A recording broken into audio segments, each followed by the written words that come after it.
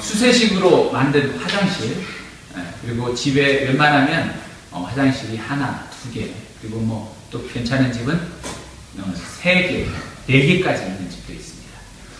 대부분 보편적이라 생각하겠지만 불과 100년 전, 200년 전만 하면 황제나 귀족이나 그런 특별한 왕들만 혜택을 받던 그런 산물입니다. 근데 지금에 보면 대부분 사람들이 또한 자동차를 가지고 있습니다. 한 집에 보통 한 대씩, 보통 많은 집은 두 대, 세 대까지 있어서 자녀들도 있고 배우자까지 같이 있어서 모든 사람들이 어디든 쉽게 갔다 올 수 있습니다. 또 자기가 마음 먹으면 또한 요즘에는 아침에 비행기를 타고 뉴욕에 새벽에 일찍 출발해서 갔다가 일을 보고 또한 저녁 늦게, 밤늦게 또 돌아올 수 있는 그 정도로 굉장히 빠른 시대입니다. 사람들에게 필요한 것 있으면 무엇이든 해결해 주는 겁니다. 또한 여성들에게 있어서 대부분 세탁기, 냉장고, 진공 청소기, 로봇 청소기 해서 점점 더 편하게 합니다. 식기세척기까지 있어서 버튼만 누르면 깔끔하게 씻어서 나옵니다. 그런데 이런 많은 편리한 것들이 우리에게 있어서 만족을 주느냐 이겁니다. 그런데 얼마 전에 조사한 그 신문 일간지에 나온 것에 있어서 대부분 경제적인 혜택을 받고 있는 이 문명 사회 사람들은 만족감이 별로 없다는 겁니다. 오히려 저 아프리카나 동남아시아에 못 사는 그런 후진국에 있는 나라 사람들이 오히려 자기는 만족하다, 참 기쁘다, 현재로 좋다 이렇게 한다는 겁니다. 우리에게 있어서 만족함은 끝이 없습니다. 더 많은 것, 더 큰 것을 가지고자 하나 그것들이 참된 만족을 주지 못한다는 것입니다.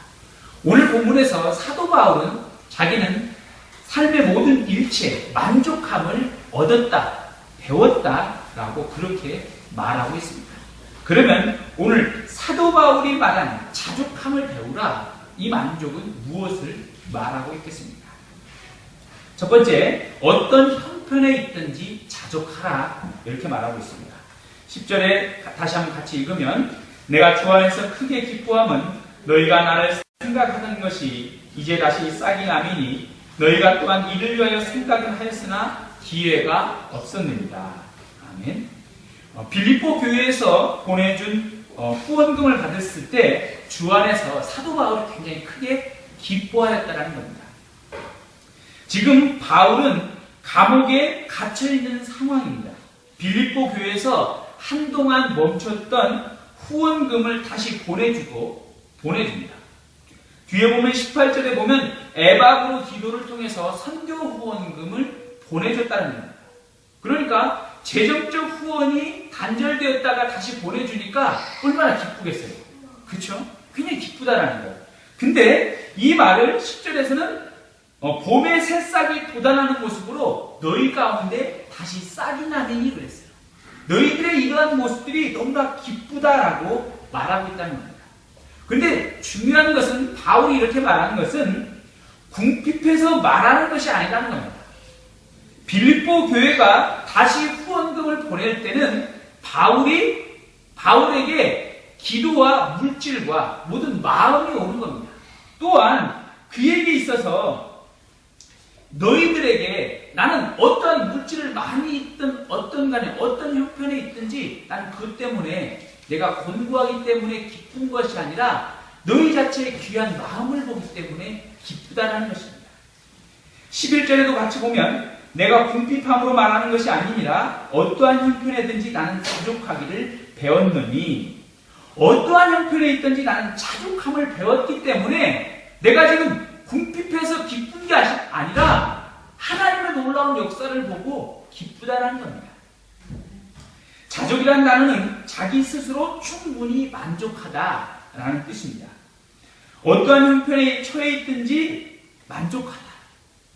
배부름이건 배고픔이건 승진했건 시험에 합격했건 탈락했건 불합격했건 간에 어떤 내가 병에 고침받았건 아직도 병상에 누워있든지 간에 모든 상황 속에서 만족, 자족한다라는 것입니다. 당시 유행했던 헬라 세계의 그 스토아 철학은 뭐냐면 사람의 자기 의지로 환경을 극복할 수 있다는 겁니다. 그래서 마음만 먹으면 나는 전혀 흔들리지 않는다는 겁니다. 그게 스토아 철학이었어요. 그 중심에는 뭐냐면 사람의 자기의가 자리 잡고 있는 겁니다. 제가 얼마 전에도 TV에서 보니까 한 그 스님도 아니고 스죠. 중들이 목사님한테는 목사님이라고 하는 목사라고 그러니까 하여튼 스들이 설교 그 법문을 딱 이렇게 하는데 직문즉설 이렇게 하는데 가만히 들어보니까 교회에서 하는 내용하고 차이가 없어요. 들어보니까 굉장히 좋아요. 굉장히 좋아요. 자기를 비우라, 겸손하라, 막 이런 얘기를 하더라고요. 이런 것들은 뭐냐면 마인드 컨트롤이라는 거예요. 마인드 컨트롤.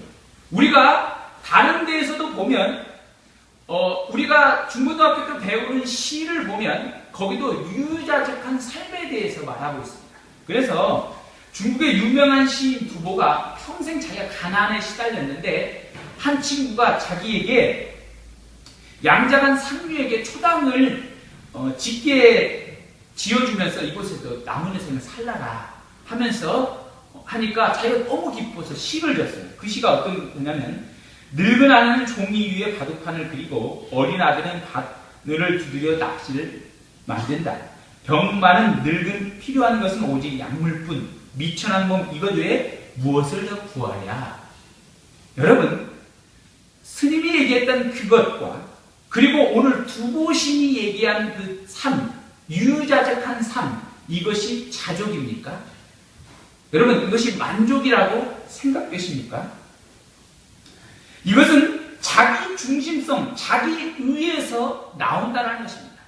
오늘 성경에서 분명히 말씀하고 있는 것은 사도 바울이 왜 자기 자신이 자족할 수 있느냐? 그것은 자기 자족의 근거는 모든 사람들이 알지 못하는 주 예수 그리스도의 능력을 아는 데 있다라고 말씀하고 있습니다. 예수 그리스도의 능력을 알기 때문에 자기 자신은 자족하고 만족한다는 것입니다. 여러분 어떻습니까? 여러분의 의를 통해서 여러분의 자기의 그 마인드 컨트롤을 통해서 나는 좋아, 나는 만족해 이것입니까? 아닙니다. 그 수많은 사람들이 그것을 통해서 넘어지고 좌절했다는 겁니다. 그러나 예수 그리스도의 능력이 그리스도의 은혜가 능력이 임하면 여러분 그 좌절 속에서 일어나서 그 거친 풍랑이 치는 그 바닷가에서도 주의 충만한 잔잔한 은혜, 만족을 누리게 된다는 것입니다. 그리스도의 은혜라는 것. 우리가 찬송가 40장에 보면 내 영혼 평안해라는 찬송가가 있습니다. 이 시의 작사는 스패포드인데 이 사람은 시카고의 유명한 성공한 변호사였습니다. 그리고 의과대학 법학 가르치는 교수였습니다. 그런데 그는 43세 되던 해 1871년도에 시카고에 엄청난 화재가 났는데 시카고의 3분의 1이 불타버렸습니다. 모든 도시에. 근데 그 중에서 자기의 집이 몽땅 다 타버렸어요. 가진 재산이 다 없어졌다는 겁니다. 그리고 그 재난 직전에 자기 아들을 전염성 급성 피부 질환으로 인해서 아들을 잃었어요. 그러니까 아들도 있고 전 재산도 날린 거예요. 그러니까 마음이 너무 상심이 크죠. 그래서 가족들끼리 바람이라도 쐴 겸 유럽으로 한번 여행이나 한번 가자 그렇게 했어요. 그래서 1873년도에 스패포드 아내와 네 딸과 함께 여행을 떠나려고 했는데 갑자기 스패포드에게 일정이 생긴 겁니다. 중요한 약속이 생겨서 아내하고 네 딸을 먼저 보내게 되고 자기는 뒤따라서 일을 처리하는 가겐을 하고 있어요. 그래서 먼저 배를 태워서 보냈는데 대서양 한가운데 가다가 그 유람선이 영국의 철갑선을 락키언호와 정면으로 충돌해버렸어요. 그래서 그 배에 타고 있었던 226명의 생명이 한순간에 침몰해버렸다는 거예요. 세월호처럼 침몰해버렸어요. 그 구사일생으로 스페포드의 아내만 살아남았고 4명의 딸은 바닷속에 수장되어 버렸어요. 스페포드가 이 전가를 듣고 달려갑니다. 그러면서 그 대서양을 건너가면서 바다에 그 충돌한 그 배 지점을 지나갈 때 얘기해 주는 거예요. 이곳이 지금 배가 침몰한 곳이다. 내 딸이 묻힌 곳이다라고 말합니다. 죄송합니다. 그러니까 자기가 그동안 참았던 눈물이 쏟아져 내리는 거예요. 자기가 믿고 있는 하나님이 원망이 되는 거예요. 그러면서 자기가 밤새도록 그 배 안에서 통성으로 울었습니다. 통성으로. 내가 왜 내 딸을 이렇게 내 아들도 가져가셨더니 왜 내 딸도 가져가냐. 하나님을 원망하고 저주를 부르는 거예요. 그걸 도대체 자식을 잃어보지 않은 부모는 도대체 그 마음을 모를 것입니다. 그러니까 한참 그 날이 새도록 그렇게 울부짖었는데 절망과 탄원 속에서 있는데 갑자기 어느 순간에 마음속 깊은 곳에 형언할 수 없는 하나님에 대한 그 신뢰, 그 사랑이 자기 마음 가운데 들어왔다는 거예요. 그래서 내 마음 가운데 솟구쳐 오르는데 내 딸을 잃어버렸는데도 내 마음속이 갑자기 평안해지다는 겁니다. 그리스도가 내 마음 가운데 오시니까, 십자가에 못 박혀 죽으신 그리스도가 내 마음에 오시니까 평안해지다는 겁니다. 그래서 자기 입술이 평안해, 평안해, 내 영혼 평안해, 이 말을 하게 되는 것입니다. 그래서 아침 일회자 영감으로 받은 시가 뭐냐면 내 영혼 평안해입니다. 가사 내용을 보면 내 평생에 가는 길 순탄하여 늘 잔잔한 강 같든지 큰 풍파로 무섭든지 나의 영혼은 늘 편하다. 내 영혼 평안해, 내 영혼 평안해. 그리스도 예수의 능력이 임하니 절망의 순간에서도 주가 주시는 만족과 자족의 평강의 은혜를 받게 되었다는 것입니다. 여러분, 예수 그리스도의 은혜가 여러분은 어떤 상황 속에서도 붙드심의 은혜가 있으므로 여러분이 자족하고 만족하는 은혜가 있기를 소원합니다. 두 번째, 자족함을 배우라. 두 번째는 삶의 일체의 비결입니다. 자족하는 것은 우리가 배우지 않고서는 훈련 없이는 될 수 없습니다. 훈련 없이 배울 수 있다는 것은 어리석은 그런 생각에 빠지지 말아야 한다는 겁니다. 여러분, 자족은 그냥 되는 것이 아닙니다. 가시 엉겅퀴와 가시 엉겅퀴 같은 것들은 재배하지 않더라도 밭에서 들여서 마음껏 도당합니다. 땅에 귀한 것들은 반드시 재배를 해야 하는 겁니다. 호미로 파고 괴미로 하고 삽질을 하고 잡초를 뽑아줘야만이 충분한 땅의 것들이 한다는 겁니다.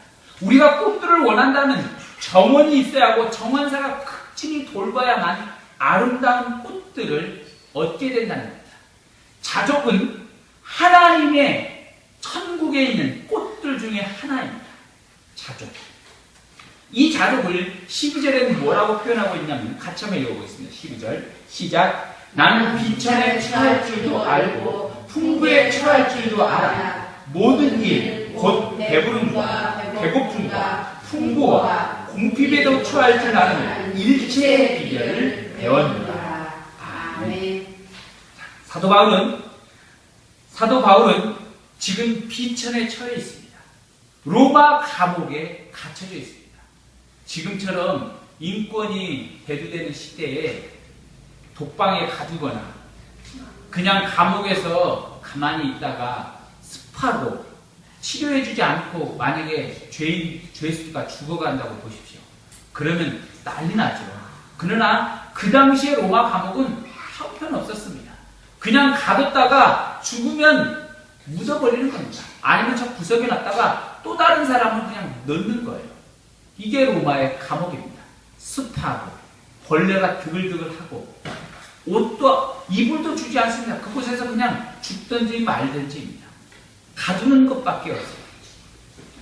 그것에 있는 것입니다. 로마 감옥에 갇히는 신세가 되었는데 그는 자기는 비천에 처할 줄 알았다는 겁니다. 비천에 처할 줄 알았다. 여러분, 가난과 비천이 혹 자기의 게으름에 의해서 주어진 것이라면 그것은 반성해 봐야 할 것입니다. 자기가 노력하지 않고 나의 나태함으로 벌어진 일이라면 반성해야 할 것입니다. 그러나 외부적인 내가 아무리 성실하게 노력하고 성실하게 일하는데도 가난한 사람들이 있습니다. 가난한 형편에 놓인 사람들이 있다는 것입니다.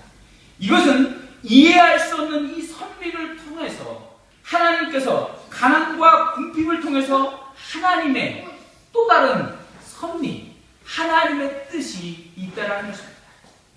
여러분, 이것이야말로 비천에 처한 비결입니다. 비천에 처한 것. 하나님의 뜻의 비결, 하나님의 뜻이 무엇인지를 아는 것입니다. 또한 여러분, 풍부에 처할 줄도 알아야 합니다. 풍부에 처할 줄. 여러분, 풍부에 처할 줄 알아야 한다는 것은 내가 그냥 잘 먹고 잘 산다, 이것을 의미하는 것이 아닙니다.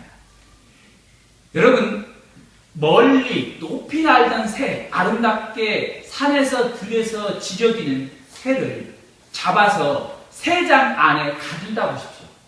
그러면 그 새는 어떻게 하겠습니까? 그 새장에서 빠져나가려고 온 새 창사를 쫓아낼 겁니다. 이 부리가 부러질도록 자물쇠를 쪼아댈 겁니다. 그러나 나갈 수 없는 거예요. 비천에 처할 줄 아는 것은 정말 내 자신이 낮아지는 것도 정말 힘들지만 풍부에 처하는 것. 여러분, 내 모든 것이 풍족하게 있다가 없어지는 것. 그리고 다시 풍족하게 생기는 것. 이 모든 것들은 내 스스로 감당할 수 없다는 겁니다.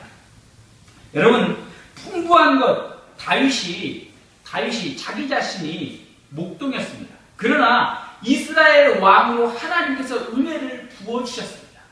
그러나 그가 중간에 어떻게 되었습니까? 자기가 왕궁에서 보니까 우리아의 아내 밧세바가 목욕을 하고 있는 겁니다. 그러니까 욕심이 생겼어요. 저 여자를 내 아내로 맞아야겠구나 하면서 자기의 부하 우리아를 전쟁터에 나와서 죽게 합니다. 실제로 자기가 죽인 거와 다름없습니다. 그리고 밧세바를 빼앗은 겁니다. 99마리의 양을 가진 자가 한 마리의 양을 뺏어서 100마리를 채우고자 하는 욕심으로 살았다는 것입니다. 여러분, 풍부에 처한 그것이 사람들을 탐욕하게 하고 다른 사람의 것을 빼앗는 그 풍부는 더 이상 그에게 있어서 풍부가 아니라 그를 파멸시키는 것입니다. 음부와 유명은 만족함이 없고 사람의 능조 만족함이 없느니라고 잠언 27장에서는 말씀하고 있습니다. 바울은 자기 자신의 외적인 조건이 비천과 풍부를 처할지라도 족하게 여긴다라고 했습니다. 왜 족하게 여기냐? 자기의 신인권은 땅에 있는 것이 아니라 하늘에 있기 때문이라고 말씀하고 있기 때문입니다. 여러분, 여행을 가는 사람에게 있어서 여행은 힘든 여정의 길입니다. 그렇지 않습니까? 우리가 캠핑을 떠나거나 어떤 여행을 가는 그 순간부터 우리는 힘들어집니다. 내가 원하는 시간에 커피를 마실 수도 없고 내가 원하는 시간에 달콤한 어떤 낮잠을 잘 수도 없습니다. 내가 원하는 폭신한 내가 베고 되는 그 벽에 그 알맞는 높이, 적합한 온도, 따뜻한 이불, 그곳에서 잘 수 있는 것이 아닙니다. 여행은 불편하다는 겁니다. 내가 할 수 있는 그것을 좀 더 내려놔야 한다는 겁니다.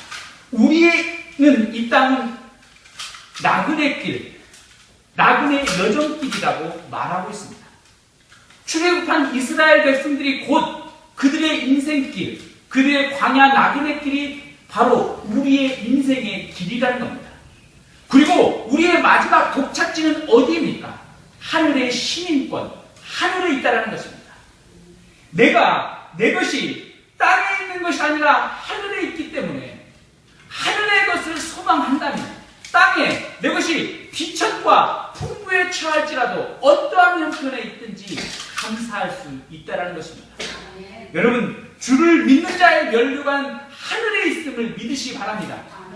그러므로 비천과 풍부를 나의 형편과 상황에 그것으로 불평과 불만족이 아닌 하늘에 있는 그 하늘의 시민권을 향해서 산다면 이 땅에서 내가 좀 비천할지라도 내가 풍부한데 그것이 더 탐욕이 아닌 그것이라면 주께서 우리를 기쁘게 받으시고 하늘의 풍성한 면류관, 하늘의 충만한 면류관을 우리에게 허락해 주시지 않겠습니까? 이 놀라운 은혜가 저와 여러분에 있기를 소원합니다. 그러면 세 번째, 자족함을 배우라. 세 번째, 우리는 자족함을 통해서 주 안에 모든 것을 할 수 있다는 것입니다. 13절 같이 읽겠습니다. 시작. 내게 능력 주시는 자 안에서 내가 모든 것을 할 수 있느니라. 아멘. 자, 우리의 능력으로 할 수 없다는 것입니다. 사도 바울은 자기 자신이 로마의 감옥 가운데 갇혀서 비천함에 처해 있었습니다. 또 자기 자신은 그 전에 가말리엘의 문화로서 그리고 로마 군대의 장교로서 풍성한 권력과 부를 누렸던 자입니다. 그러나 내가 지금 사도 바울이 가고 있는 이 걸음은 자기 스스로 자기 뜻대로 해결할 수 없는 문제에 닥쳐 있는 것입니다. 자기 스스로 어떤 것도 할 수 없어요. 여러분, 여러분의 길을 계획하고 여러분의 뜻을 자기 마음대로 계획하고 몇 년 있다가 무엇을 하고 무엇을 하는데 그 뜻대로 되었습니까? 안 되었죠. 된 것은 하나도 없습니다. 된 것은 하나도 없습니다. 단지 나는 결혼을 했고 자녀를 낳은 거죠. 누구와 결혼하고 어떤 형편에 있고 내가 어떤 조건을 가지고 이것들은 하나도 맞지 않는다는 거예요. 여러분, 우리의 능력으로는 할 수 없다는 것입니다. 사람이 마음으로 자기의 길을 계획할지라도 그 걸음을 인도하시는 분은 하나님이십니다. 우리 안에 능력 주시는 자 안에서 예수 그리스도의 안에서야만이 우리는 모든 것을 할 수 있게 되는 것입니다. 아멘. 여러분, 요한복음 15장에 보면 예수님이 포도나무의 가지의 비유를 하고 있습니다. 가지는 스스로 열매를 맺을 수 없습니다. 가지가 나무에 붙어 있을 때, 가지가 포도나무에 붙어 있을 때야만이 포도나무의 열매를 맺게 되는 것입니다. 사과나무의 가지는 사과나무에 붙어 있어야만이, 배 가지는 배나무에 붙어 있어야만이 참된 열매를 맺게 된다는 겁니다. 우리가 그리스도의 믿는 자가 세상에 어느 것에 붙어 있겠습니까? 그리스도 안에 붙어 있을 때야만이, 그리스도 안에 있어야만이 우리는 열매를 맺게 되는 겁니다. 그 열매는 내가 맺는 것입니까? 아닙니다. 포도나무 대신 그리스도께서, 능력이 되신 그리스도께서 우리에게 열매를 허락해 주십니다. 십자가에 못 박혀 죽으신 예수 그리스도를 우리가 매 순간마다 매일매일 만남으로 그리스도께서 우리에게 사명을 주시고 우리의 길을 밝히 보여주신 것입니다. 그 놀라운 은혜를 받으시기 바랍니다. 예수님을 떠나면 우리는 가지는 말라버리듯 불에 타 불쏘시개가 밖에 되지 않듯 예수 그리스도를 떠나버리면 아무것도 아닙니다. 오직 예수 그리스도 안에 있을 때야만이 모든 것을 하게 되고 열매를 맺게 된다는 겁니다. 여러분, 생명입니다.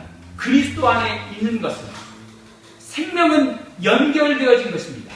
오늘 저와 여러분이 그리스도와 연결되어져 있지 않다면 그는 단절되고 곧 있는 시들어서 말라버린다는 것입니다. 나는 예수님의 은혜를 오늘 한 번 받으면 됐어. 하다 이걸로 충분해. 어제 받은 은혜로 충분해. 아닙니다. 오늘은 어제 받았다면, 오늘 은혜를 받지 못했다면 오늘 또 다른 은혜가 필요합니다. 이 은혜를 통해서 나는 생명을 공급받고 그를 통해서 신령한 은혜, 생명의 은혜로 살아가게 되는 줄 믿습니다. 아멘. 그 은혜가 우리를 살리는 것입니다. 아멘. 생명이 단절된 것, 그리스도와 끊어지는 그 순간 우리는 죽는 것입니다. 사단이 우는 사자와 같이 두루다니며 삼킬 자를 천만이 그랬습니다. 예수 그리스도의 생명에 떨어진 자를, 그 자를 움켜서 그를 죽이려 한다는 것입니다.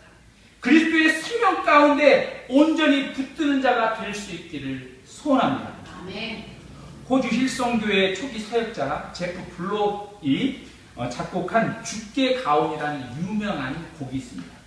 주께 가온이 나를 새롭게 하시고 주의 은혜를 부어주소서. 내 안에 발견한 나의 연약함 모두 벗어지리라. 주의 사랑으로 나를 붙드시고 주 곁에 날 이끄소서. 이 노래는 호주 힐송교회 음악 목사였던 제프 블록이 첫 찬양 음반에 수록된 곡입니다. 20대 신앙생활을 시작해서 20개 음반을 내서 엄청난 세계적인 CC의 찬양의 열풍을 몰고 왔습니다.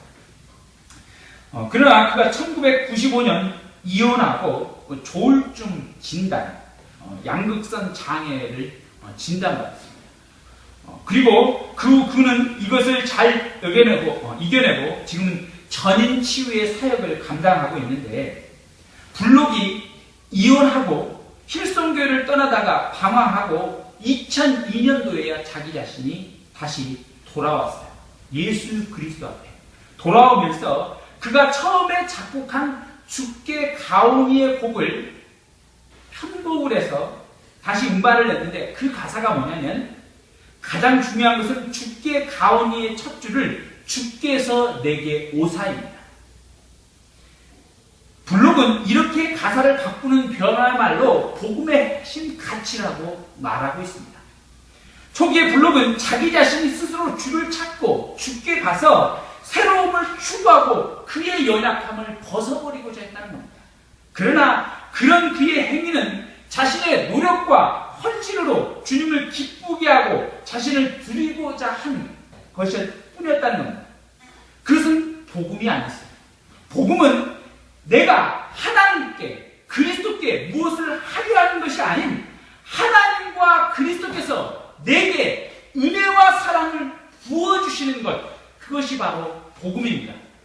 주께서 내게 오는 것, 하나님의 아들 예수 그리스도께서 이 땅에 오시는 것, 이것이 바로 복음입니다. 여러분, 예수 그리스도의 복음이 여러분의 은혜 가운데, 여러분의 심령 가운데 찾아가시기를 소원합니다. 예수 그리스도가 여러분을 붙드시기를 소원합니다.